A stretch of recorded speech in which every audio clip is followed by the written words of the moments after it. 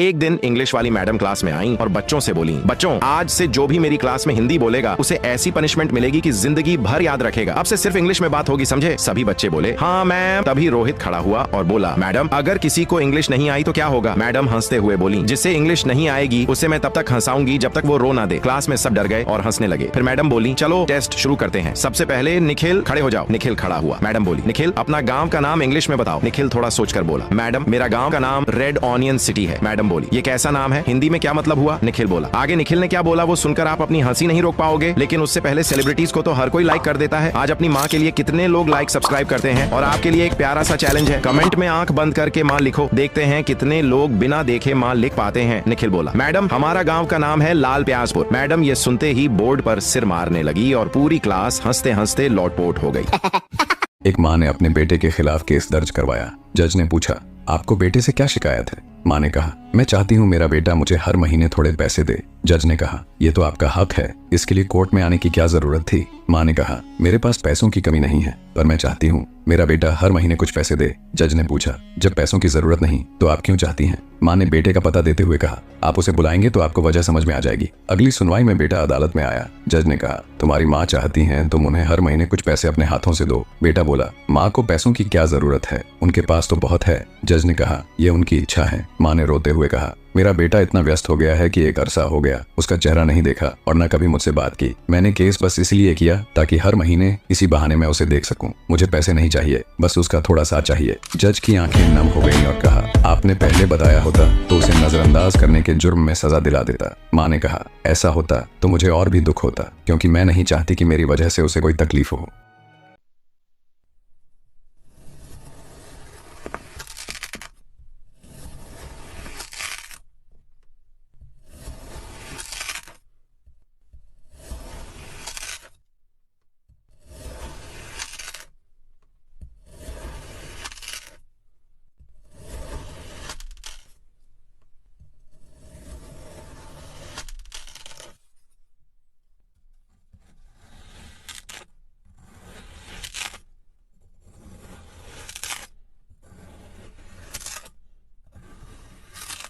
इस बात को बहुत ध्यान से सुनना मेरे दोस्त, क्योंकि ऐसी सच्चाई बहुत मुश्किल से मिलती है। कभी गौर किया है, जब तुम छोटे थे और रात को डर कर रोते थे तो माँ ही थी जो तुम्हें सीने से लगाकर कहती थी, मैं हूँ ना, डरो मत। पर क्या कभी तुमने सोचा कि माँ जब डरती है तो उसका सहारा कौन बनता है? जब तुम स्कूल से आकर किताबें फेंक कर खेलने चले जाते थे, वही माँ चुपचाप तुम्हारी कॉपियाँ देखती थी, कहीं मेरा बच्चा पीछे तो नहीं रह रहा। लेकिन जब वही माँ थक कर बैठ जाती है तो कौन पूछता है, माँ आप ठीक हो? जब तुम्हें हल्का सा जुकाम हो जाए तो पूरी रात जगकर तुम्हारे सिर पर हाथ फेरती है। लेकिन जब माँ खुद बीमार होती है तो बस कह देती है, मुझे कुछ नहीं हुआ, मैं ठीक हूँ। और सबसे बड़ा सच ये है कि माँ कभी बूढ़ी नहीं होती, वो सिर्फ तुम्हें बड़ा करने में अपनी जीवन, अपनी खुशियाँ और अपनी इच्छाएं कुर्बान कर देती है। अगर आपको भी लगता है कि माँ सबसे बड़ी दौलत है तो कमेंट में लिखो, माँ अनमोल है। और माँ के लिए इस चैनल को सब्सक्राइब जरूर करो।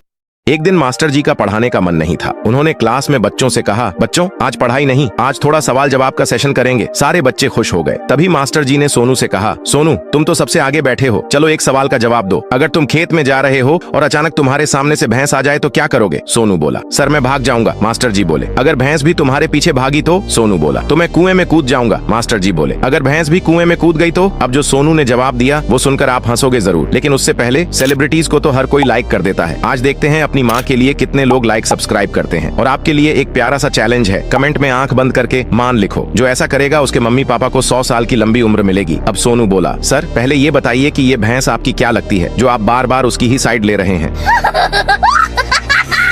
एक दिन मास्टर जी का पढ़ाने का मन नहीं था। उन्होंने क्लास में बच्चों से कहा, बच्चों आज पढ़ाई नहीं, आज थोड़ा सवाल जवाब का सेशन करेंगे। सारे बच्चे खुश हो गए। तभी मास्टर जी ने सोनू से कहा, सोनू तुम तो सबसे आगे बैठे हो, चलो एक सवाल का जवाब दो। अगर तुम खेत में जा रहे हो और अचानक तुम्हारे सामने से भैंस आ जाए तो क्या करोगे? सोनू बोला, सर मैं भाग जाऊंगा। मास्टर जी बोले, अगर भैंस भी तुम्हारे पीछे भागी तो? सोनू बोला, तो मैं कुएं में कूद जाऊंगा। मास्टर जी बोले, अगर भैंस भी कुएं में कूद गई तो? अब जो सोनू ने जवाब दिया वो सुनकर आप हंसोगे जरूर, लेकिन उससे पहले सेलिब्रिटीज को तो हर कोई लाइक कर देता है। आज देखते हैं अपनी माँ के लिए कितने लोग लाइक सब्सक्राइब करते हैं। और आपके लिए एक प्यारा सा चैलेंज है, कमेंट में आंख बंद करके मान लिखो, जो ऐसा करेगा उसके मम्मी पापा को 100 साल की लंबी उम्र मिलेगी। अब सोनू बोला, सर पहले ये बताइए कि ये भैंस आपकी क्या लगती है जो आप बार बार उसकी ही साइड ले रहे हैं? एक गरीब किसान सुबह से लेकर देर रात तक खेतों में मेहनत करता ताकि अपने बेटे को पढ़ा लिखा सके। बेटे से हमेशा कहता, बेटा तू बड़ी पढ़ाई कर, बड़ा आदमी बन ताकि तेरी जिंदगी आसान हो। बेटा शहर चला गया, पढ़ाई की, नौकरी पाई और सचमुच बड़ा आदमी बन गया। शहर में उसका बड़ा घर, गाड़ी और पैसा सब कुछ था। एक दिन गांव से खबर आई कि उसके बूढ़े पिता बहुत बीमार हैं। बेटा मन ही मन सोचने लगा, मैं इतना व्यस्त हूँ, अगर बार बार गाँव जाऊंगा तो मेरे काम और इज्जत पर असर पड़ेगा। उसने अपने पिता से फोन पर कहा, बाबा दवा खा लेना, मैं जल्दी आऊंगा। पिता मुस्कुरा कर बोले, बेटा चिंता मत कर, तू अपना काम कर, मैं ठीक। लेकिन कुछ ही दिनों बाद खबर आई कि पिता अब इस दुनिया में नहीं रहे। बेटा भागा भागा गाँव पहुँचा। जब अपने पिता की झोपड़ी में गया तो वहाँ एक पुरानी कॉपी मिली। उस कॉपी में हर पन्ने पर एक ही बात लिखी थी, आज बेटे की किताबों के लिए अपनी दवा छोड़ दी, आज बेटे की फीस के लिए अपने जूते बेचे, आज बेटे को भूखा ना सोना पड़े इसलिए खुद बिना खाए रहा।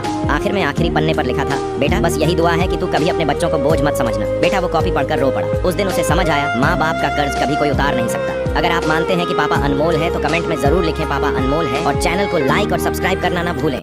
अगर आपको हंसी नहीं आई तो आपका रिचार्ज मैं करवा दूंगा। एक दिन स्कूल में नई टीचर आई और बच्चों से बोली, बच्चों आज मेरा पहला दिन है, इसीलिए सब अपना अपना शौक बताओ। सब बच्चों ने अपने अपने शौक बता दिए। फिर टीचर ने नीतू से पूछा, बेटा तुम्हें सबसे ज्यादा क्या पसंद है? नीतू बोली, मैडम मुझे पढ़ना बहुत पसंद है और मैं क्लास की मॉनिटर भी हूँ। टीचर ने कहा, बहुत अच्छा, अब बताओ क्लास में सबसे ज्यादा आलसी बच्चा कौन है? नीतू बोली, मैडम वो गोलू है। मैडम ने गोलू को खड़ा किया और बोली, गोलू मैं तुम्हें मेहनती बना दूंगी, मैंने तो पत्थर को भी सोना बनाया है, इसीलिए आज के बाद तुम आलस नहीं करोगे। आगे क्या हुआ वो जानने से पहले सेलिब्रिटीज को तो सब लाइक करते हैं, आज एक लाइक अपनी माँ के लिए भी कर दो और चैनल को सब्सक्राइब कर दो। और आपके लिए चैलेंज है कि कमेंट में आंख बंद करके माँ लिखो, देखते हैं कितने लोग लिख पाते हैं। फिर अगले दिन गोलू स्कूल में एक बड़ा पत्थर लेकर आ गया। मैडम हैरान होकर बोली, गोलू ये पत्थर क्यों लाए हो? गोलू बोला, मैडम आपने ही कहा था कि आपने पत्थर को भी सोना बनाया है, तो ये पत्थर भी सोना बना दीजिए।